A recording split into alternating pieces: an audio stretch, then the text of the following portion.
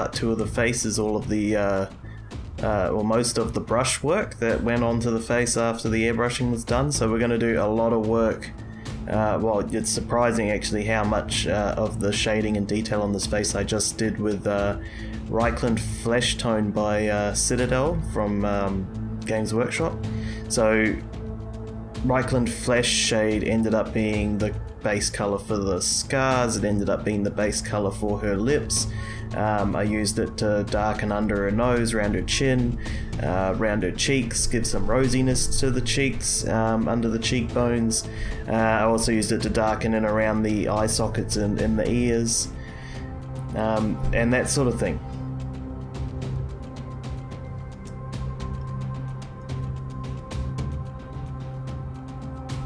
So as always, I'm just checking the consistency is what I want on my hand.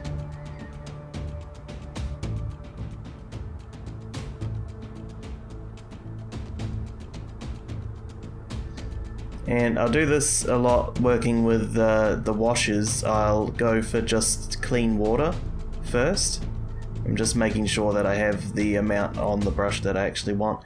And I'm painting the clean water film onto the miniature first, and then applying the wash where I want it, and then I'm dragging the wash into the film of water.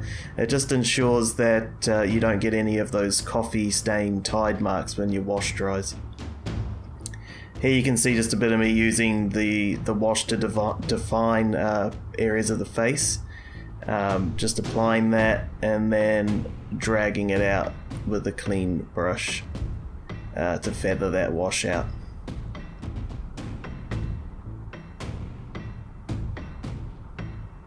Here you just see again I'm applying the water onto the top of the cheekbone just because I don't want to ruin the highlight that I did with the airbrush. Putting water there first, so it reduces the risk of me accidentally feathering out that flesh shade too far and ruining my highlight.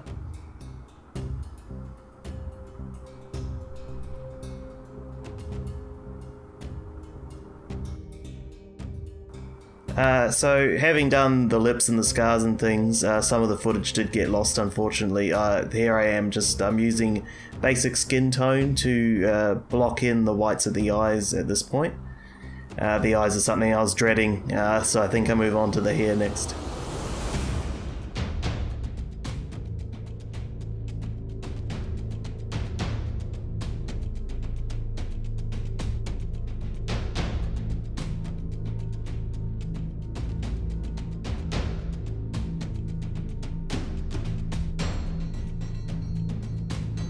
Alright, that's done. I've tried to leave a dark line around the very outsides of the whites, as you can see here. You can also see the scars, and I've used basic skin tone to highlight the scars, so to give them some depth. I've highlighted the bottom edge of those scars, as you can see. You can also see a bit of that rosiness under the cheek from the flesh tone, and also how I've darkened up the lips with the flesh tone. Something you won't see in the following footage is I used just some pink. I can't remember what it's called. I think it's squid pink mixed with Reichland flesh tone just to bring the lips up a little bit.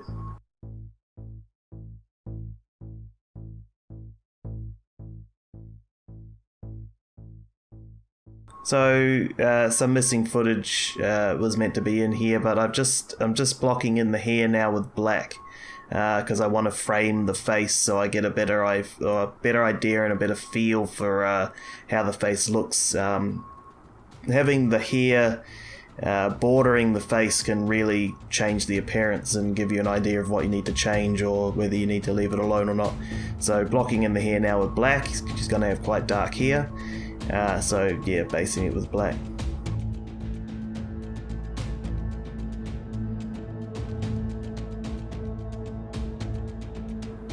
So again, just there was a bit of missing footage, but all I did was Earth Brown by Vallejo onto the hair. Then that got a wash with Army Painter Dark Shade, and then I started highlighting up individual strands of hair with more flat earth, and then highlighting it up even further with Golden Brown and Sand Brown, and then washing that all down again with that dark shade. So it's nearly a black a black brown was what I was going for, but I did, you know, try and follow individual strands, and you can even see here what I'm doing is I'm actually placing the dark shade wash into the recesses and in between the strands of hair that I want it to be, as opposed to blanket washing the whole head of hair at this point.